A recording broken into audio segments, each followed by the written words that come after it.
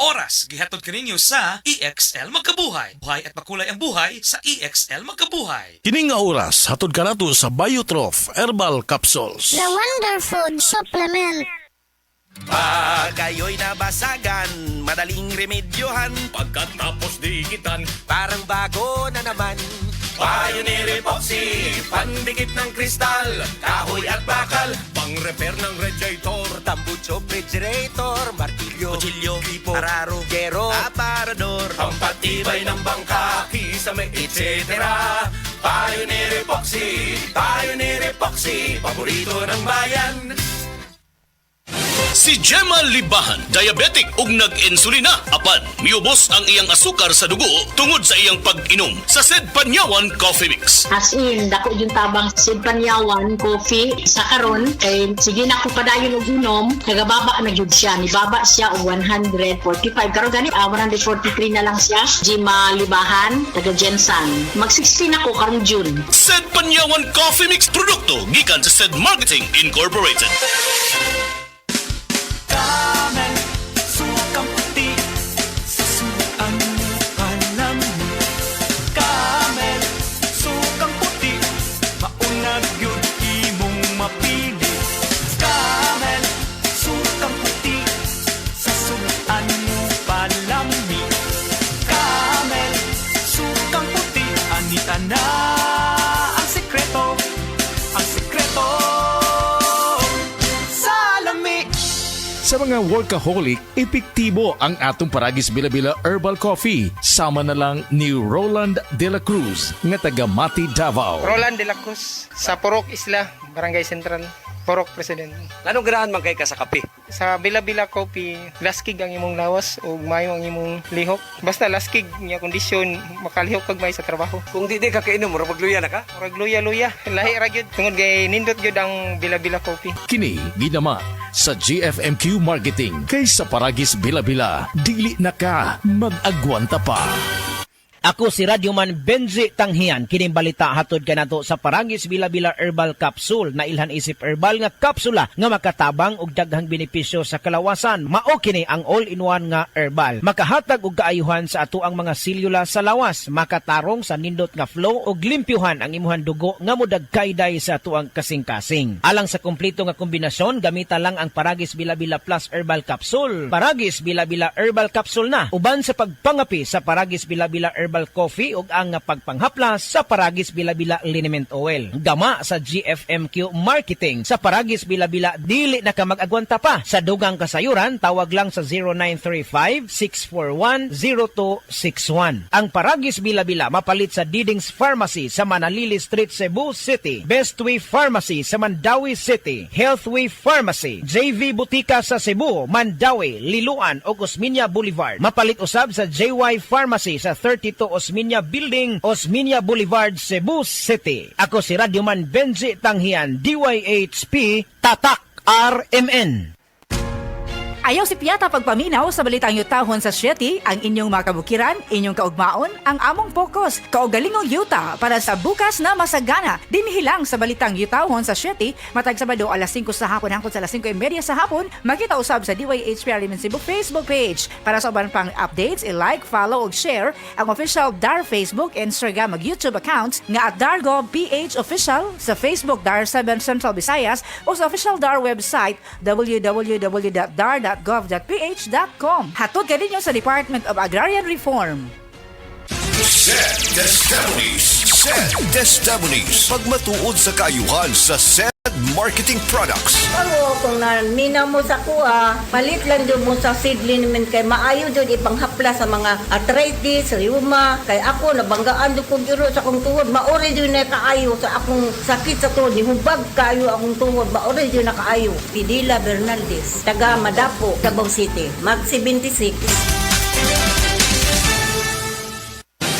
Si Norvin Fuentes nag-anto sa sisayang liog. Nakoy sis diri sa liog. Ako jud siyang gipukusan og inom og Sed Panyawan capsule. Ni gamay jud siya dahil dili wala na siya kirot. Na akong gikaingon kay naa jud siya effect. Epektibo jud ang Sed Panyawan capsule. Norvin Fuentes, 37, sa Kanhulaw, Lapu-Lapu, 50. Basta bukol-bukol, ised Panyawan Plus mo na. Produkto gikan sa Sed Marketing Incorporated.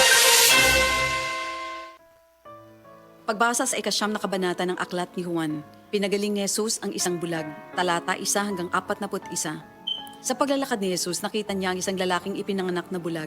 Tinanong siya ng kanyang mga alagad, "Guro, sino po ang nagkasala at ipinanganak na bulag ang lalaking ito? Siya ba o ang kanyang mga magulang?" Sumagot si Jesus, "Ipinanganak siyang bulag hindi dahil sa nagkasala siya o ang kanyang mga magulang, kundi upang mahayag ang kapangyarihan ng Diyos sa pamamagitan niya. Kailangan gawin natin ang mga ipinapagawa ng nagsugod sa akin habang maaga pa. Malapit na ang gabi at wala nang makakagawa pagsapit niyon. Habang ako'y nasa sanlibutan, ako ang ilaw ng sanlibutan." Pagkasabi nito, dumura si Jesus sa lupa at gumawa ng putik. Pagkatapos ipinahid niya ito sa mata ng bulag. Sinabi ni Jesus sa bulag, "Pumunta ka sa deposito ng tubig sa silo at maghilamos ka roon." Ang kahulugan ng salitang silo ay sinugo. Ganon nga ang ginawa ng bulag at nang magbalik siya ay nakakakita na. Nagsalita ang mga kapitbahay niya at ang mga nakakita sa kanya nung siya'y namamalimos pa.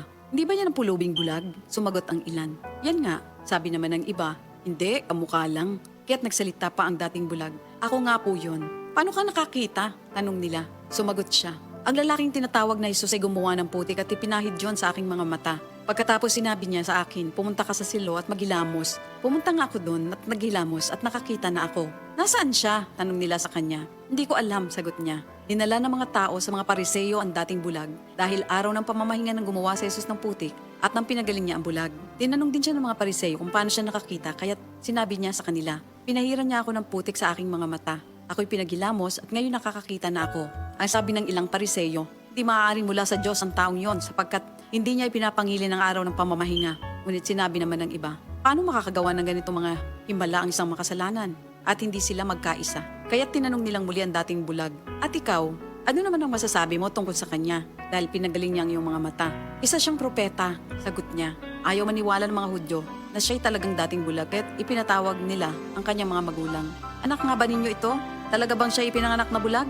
Bakit nakakakita na siya ngayon?" tanong nila. Sumagot ang kanyang mga magulang, "Anak nga namin siya at siya ipinanganak ngang bulag. Ngunit hindi po namin alam kung bakit nakakakita na siya ngayon o kung sino ang nagpagaling sa kanya. Siya na po ang tanungin niyo. May sapat na gulang siya at nakakapagsalita na para sa kanyang sarili."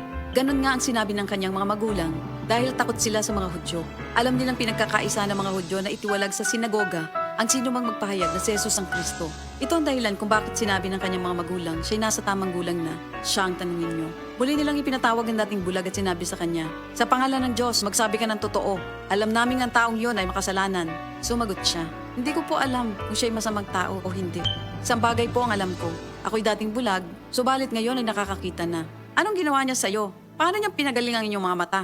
tanong nila. Sumagot siya, "Sinabi ko na po sa inyo at ayaw naman ninyo akong paniwalaan. Bakit gusto ninyong marinig muli? Nais ba ninyong maging alagad din niya?" At siya kanilang minura. "Ikaw ay alagad niya, ngunit kami mga alagad ni Moises. Nalalaman naming nagsalita ang Diyos kay Moises, ngunit ang taong yon hindi namin alam kung saan siya nanggaling." Sumagot ang lalaki, "Yan nga po ang nakakapagtaka. Hindi niyo alam kung saan siya nanggaling. Gayon pa man, pinagaling niya ang aking mga mata.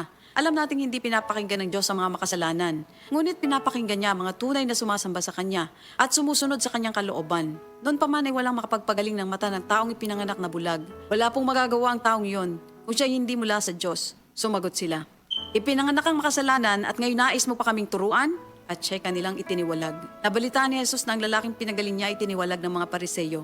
Kaya na matagpuan niya ito, ay kanyang tinanong, "Sumasampalataya ka ba sa anak ng tao?" Sumagot ang lalaki, "Sino po ba siya, Ginoo? Sabihin niyo po sa akin upang ako'y manalig sa kanya." "Siya'y nakita mo na. Siya ang kausap mo ngayon," wika ni Jesus. "Sumasampalataya po ako, Panginoon," ang sabi ng lalaki. At sinamba niya si Jesus. Sinabi pa ni Jesus, "Naparito ako sa mundong ito upang humatol at nang sa gayo'y makakita mga bulag at mabulag naman ang mga nakakakita." Narinig ito ng ilang Pariseyong naroon at sila'y kanilang tinanong, "Ibig mo bang sabihin mga bulag kami?" Sumagot si Jesus, "Kung kayo nga'y bulag, wala sana kayong kasalanan.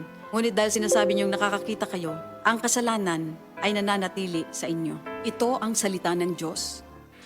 Hi, I'm Dr. Michael Smith, a medical doctor and senior health scientist of Life Extension Foundation USA. I recommend Life Extension Vitamin D3 for everybody. This is the most practical and wise way to protect our health from diseases like cancer, heart disease, diabetes, and a lot of other health conditions. Kalami magkape, pero dapat good ang kape nimo healthy. Parehasan ning Vita D Plus Coffee Mix. Nibalik na ang imong paborito nga pinakauna nga kape nga na ay vitamin D3, reishi mushroom ug mangosteen fruit extract. Aromatic na ug lami pa. Pwede jud siya sa mga naay diabetes. Vita D Plus Coffee Mix. May kape na ka, na ay vitamin D3 pa ka.